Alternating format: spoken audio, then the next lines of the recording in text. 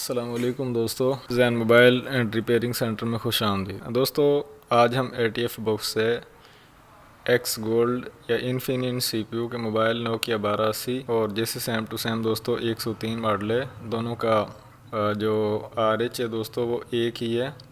तो उसकी हम दोस्तों फ्लैशिंग की वीडियो बनाएंगे ATF बॉक्स की मदद से। अभी तक हमने पिछली वीडियोस में दोस्तों DCT4 को मुकम्मल क्लोज़ कर दिया, फ्लैशिंग और अनलॉकिंग। तो अब दोस्तों आज हम ये जो कीपैड फ़ोन है सिंपल सा, इसकी वीडियो बना रहे हैं। और दोस्तों कल से हम तकरीबन इनसे जो बड़े मॉडल हैं एक्स गोल्ड के, उनकी वीडियोस बनाएंगे। और उसके बाद दोस्तों हम आने वाली एक दो वीडियोस में BB5 मोबाइल्स को कवर करेंगे ATF बॉक्स से। उसकी हम दोस्तों वीडियोस दोनों तरीके से बनाएंगे, इस तरह पैक केबल से और USB केबल से भी।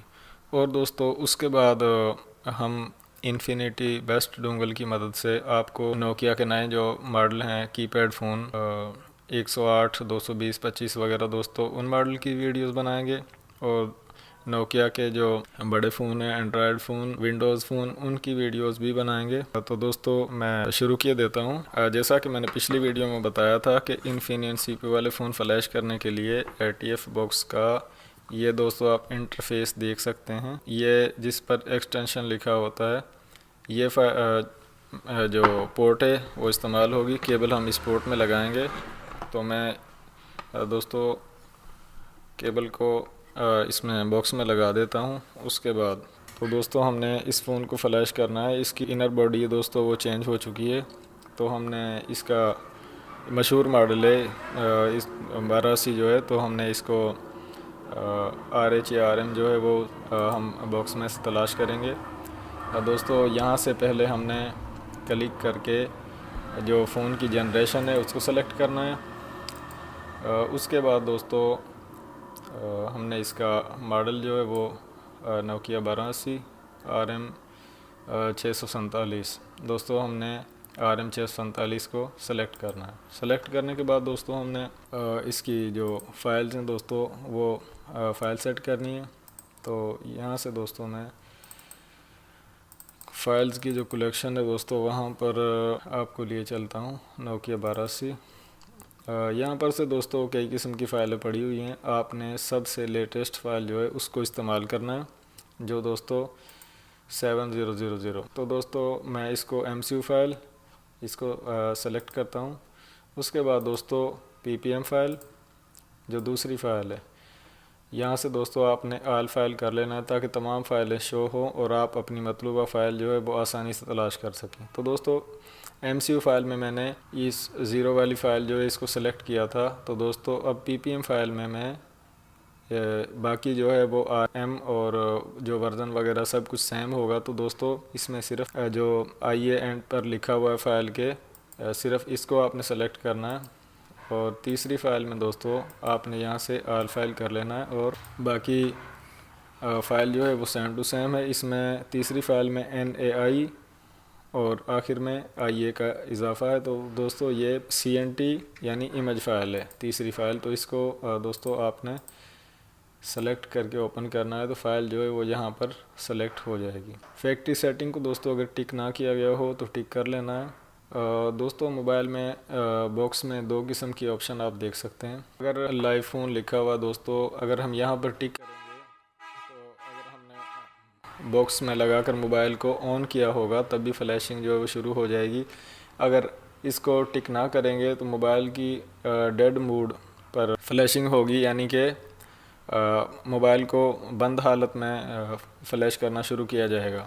और जैसे जैसे मोबाइल फ़्लैश होगा तो दोस्तों उसका जो test mode, local mode, normal mode, तीनों मोड जो हैं वो दोस्तों आपके सामने आते जाएंगे। तो दोस्तों केबल को मोबाइल में लगाने का तरीका मैं आपको फिर से बता देता हूँ। और इस बात को दोस्तों आपने मिस नहीं करना बिल्कुल।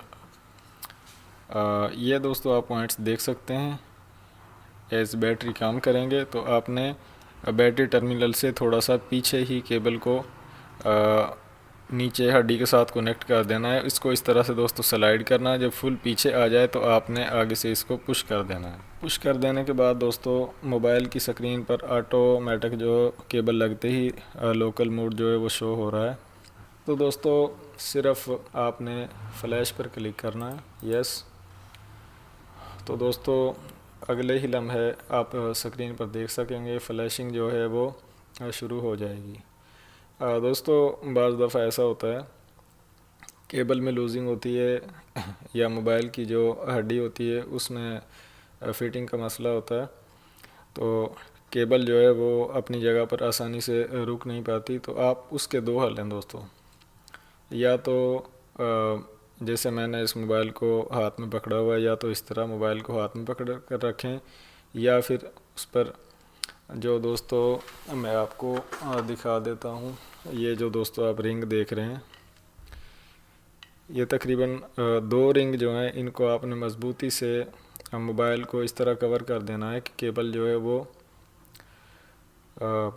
अपनी जगह पर से हिल ना पाए। तो दोस्तों आप देख सकते हैं मोबाइल जो है वो फ्लैश हो चुका है। उसकी फैक्ट्री सेटिंग और उसका कोड वगैरह का डेटा था, यूज़र डेटा, वो सब जो है वो रीसेट हो चुका है। और यहाँ पर दोस्तों आप देख सकते हैं STLCD टेस्ट पास्ड। तो दोस्तों इसमें ये एक इशारा है, अगर मोबाइल वाटर डैमेज हो, गिरा हुआ फ़ोन हो और सप्लाई पर चेक करने से ऐसे लग रहा हो जैसे मोबाइल में सॉफ्टवेयर का मसला है, और कस्टमर बाज़ दफ़ा ऐसा होता है कि आपने मोबाइल को खोलना नहीं, इसको सॉफ्टवेयर कर दो। तो दोस्तों आपने बॉक्स से जो मोबाइल को फ़्लैश करना है, यहाँ पर अगर STLCD टेस्ट फेल्ड लिखा है तो आपने इस बात का अंदाज़ा कर लेना है कि मोबाइल का जो मसला है वो LCD की वजह से है। तो दोस्तों आप देख सकते हैं मोबाइल जो है वो कंप्लीट फ्लैश हो चुका है। मोबाइल की स्क्रीन पर आप दोस्तों इंसर्ट सिम लिखा देख सकते हैं। और दोस्तों ये तो हमने मोबाइल को फुल फ्लैश किया था, लेकिन अगर मोबाइल को फुल फ्लैश ना करना हो, सिर्फ उसका सिक्योरिटी कोड ख़त्म करना हो या मोबाइल को रीसेट करना हो, तो दोस्तों उसमें बिल्कुल थोड़ा सा टाइम लगेगा। और परेशानी की तो बिल्कुल भी कोई बात नहीं। उसी तरीके से आपने केबल को मोबाइल में लगाना है, और लगाने के बाद आपने उसको दबाकर अच्छी तरह से पकड़ लेना है। और आप देख सकते हैं दोस्तों जैसा कि औज़ार का आइकन आपको नज़र आ रहा है, ट्यूनिंग एंड मेंटेनेंस। तो दोस्तों इस आइकन पर आपने क्लिक करके रीसेट ऑल पर क्लिक करना है। अगर ख़ुद ब खुद फैक्ट्री सेटिंग हो जाए तो ठीक है, वरना आपने पावर बटन को पुश करना है। तो इसमें दोस्तों चंद सेकंड का टाइम लगेगा और मोबाइल जो है वो ख़ुद ब खुद रीसेट होने के बाद ऑन हो जाएगा दोस्तों, जैसा कि आप देख सकते हैं। तो दोस्तों ये तो थी मोबाइल फ्लैशिंग के बारे में चंद अहम बातें, और वीडियोस देखने का बहुत शुक्रिया। अल्लाह हाफिज़।